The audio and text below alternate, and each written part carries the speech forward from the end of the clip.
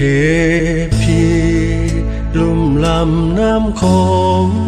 เสียงซาลือกงน้องนางโสภายามย่างย้ายเสงี่ยมกายที่ท่าสวยสง่ากว่าหญิงแดนใดงามจริงยอดหญิงงามสมใครเห็นนิยมยองสมทั่วไป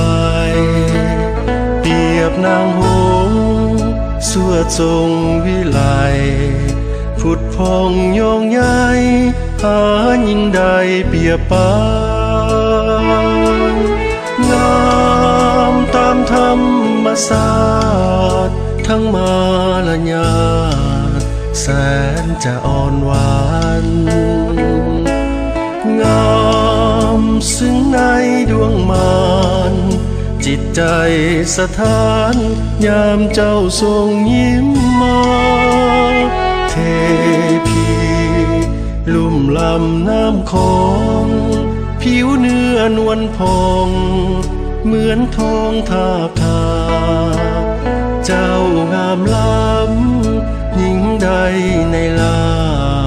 เปรียบดังนางฟ้าลงมาสู่ดิน